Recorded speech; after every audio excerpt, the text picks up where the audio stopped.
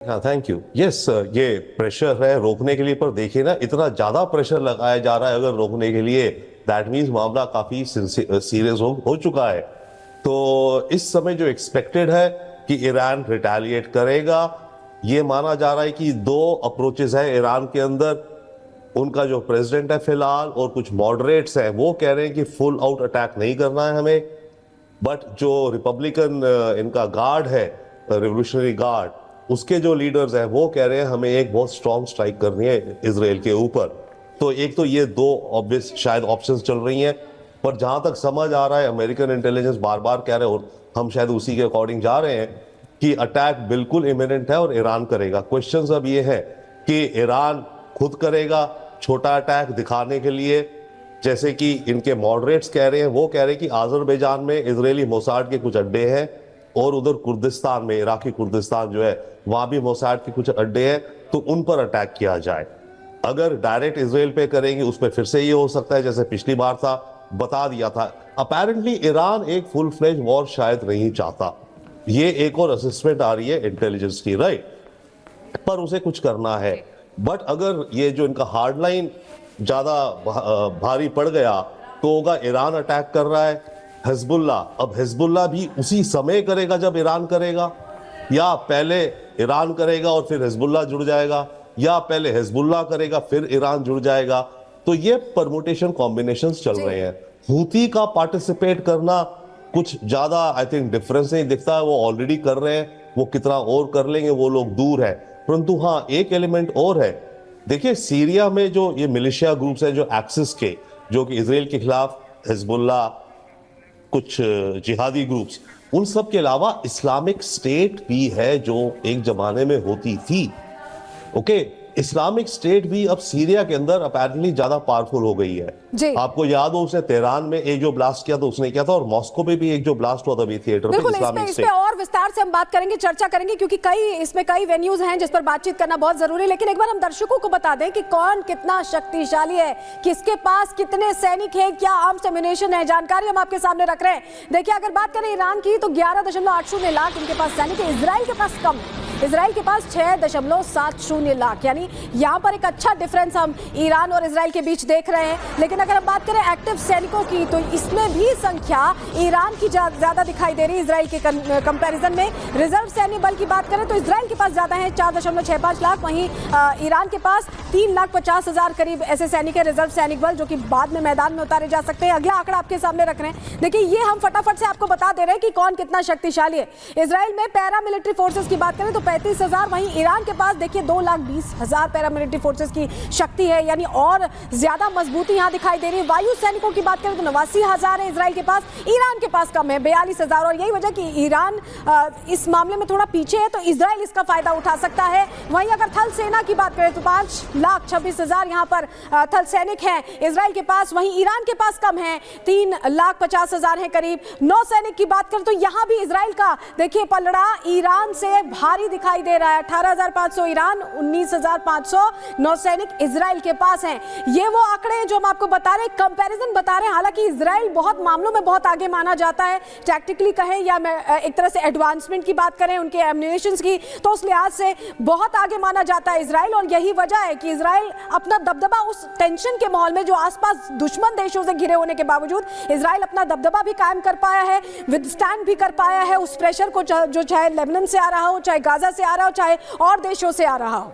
बिल्कुल, तो ये आपको ग्राफिक्स और पॉइंटर्स के जरिए बता रहे थे किसमें कितना दम है। लेकिन मेहमान लगातार हमारे साथ जुड़े हुए, मेजर जनरल वीके दत्ता जी, आपके पास मैं आना चाहूंगी। आप जरा समझाइएगा, ये जो वैश्विक युद्ध की बात हो रही है, इसमें क्योंकि बीच में अमेरिका की भी भूमिका हो जाती है, इजराइल से मुलाकात और बातचीत, एक वो पॉइंट आ जाता है। दूसरा पॉइंट यहाँ पर यह भी है कि जो 4 महाशक्तिशाली देश हैं वो मैसेज भेज रहे हैं। तो ये जो इक्वेशन है, और वैश्विक युद्ध की हम बात करते हैं कि अगर जंग छिड़ी तो फिर वो शुरू हो जाएगा, ये बताइएगा।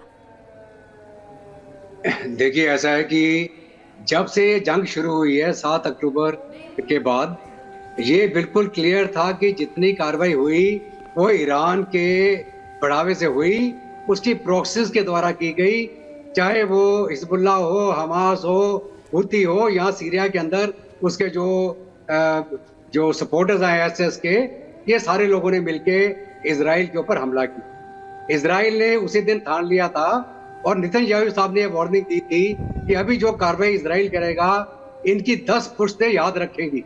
और उसके चलते आप देखें कि हमास ने जो भी कार्रवाई करी या जो भी ईरान के द्वारा इंस्टिगेशन हुआ, 40,000 पैलेस्टीनियन मारे गए। ये एक बहुत बड़ी ह्यूमन ट्रेजेडी है। अब सोचे कभी कि एक छोटा आपने टेररिस्ट अटैक किया और आपने उसका अंजाम नहीं सोचा कि क्या होगा, क्या इजराइल आपको छोड़ देगा? अभी जो भी कार्रवाई हुई, इजराइल का टारगेट था कि जितने हमास के लीडर हैं अब उनको ढूंढ ढूंढ के मारेंगे। नेतन्याहू साहब ने बिल्कुल क्लियर किया था कि मैंने अपने मोसाद को और सनबैत को ये हुक्म दे दिया है कि हमास के और हमारे खिलाफ जितने दुश्मन हैं उनके लीडर्स को ढूंढ ढूंढ के खत्म किया जाए।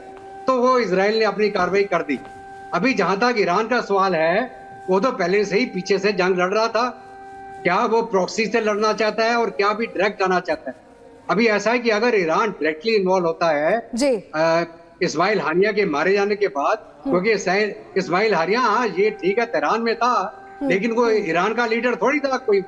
तो ठीक है, मारा गया, डायरेक्टली इन्वॉल्व होता है तो एक और पॉइंट खुल जाएगा, एक और मोर्चा खुल जाएगा। यही हम लगातार दर्शकों को बता रहे हैं। एक तरफ रूस यूक्रेन का युद्ध होते हुए कितना लंबा वक्त हो गया है, सालों साल बीतते जा रहे हैं, और ये सभी जानते हैं कि यूक्रेन की तरफ से जब भी हमले होते हैं रूस पर तो उसमें अमेरिका की बैकिंग होती है। बाकायदा जो एम्यूनेशन इस्तेमाल होते हैं वो भी अमेरिका की बैकिंग के जरिए ही होते हैं। लेकिन अब जब ईरान और इजराइल में युद्ध छिड़ता नजर आ रहा है, इजराइल और गाजा युद्ध के बीच, तो ऐसा लग रहा है कि अब अमेरिका के 4 दुश्मन तैयार खड़े हैं अमेरिका से बदला लेने के लिए। और अब अमेरिका अगर खुद को बचाने की कोशिश करता है तो क्या ये उन पर भारी पड़ेंगे? क्या अब एक ऐसा युद्ध शुरू होने वाला है जो दुनिया का भूगोल बदल देगा? क्योंकि हथियार ऐसे ही दिए जा रहे हैं और तैयारी ऐसी ही की जा रही है। रिपोर्ट देखिए।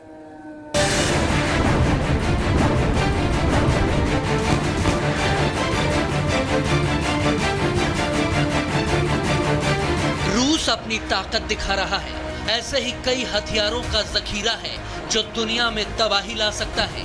पुतिन भले ही यूक्रेन से जंग लड़ रहे हों, मगर अपने देश में कई मुल्कों के दिग्गजों को लाकर खड़ा कर दिया है, क्योंकि मॉस्को में 83 देशों के आधिकारिक सैन्य प्रतिनिधिमंडल आर्मी फोरम 2024 में भाग लेने के लिए आए हैं। रूस की आर्मी यहाँ अपने हथियारों की नुमाइश कर रही है, तो अपने दोस्तों से टेक्नोलॉजी ट्रांसफर के जरिए पुतिन अपनी ताकत को और भी बढ़ाने में जुटे हैं। मॉस्को में हो रहे इस इवेंट में सबसे ज्यादा चर्चा है ईरान की। उसका प्रतिनिधिमंडल रूस आया हुआ है, क्योंकि ये दोनों ही देश अमेरिका की नाक में दम कर रहे हैं। लेकिन पुतिन और खामनेई की जो डील सामने आई है, उससे दुनिया चौंक गई है।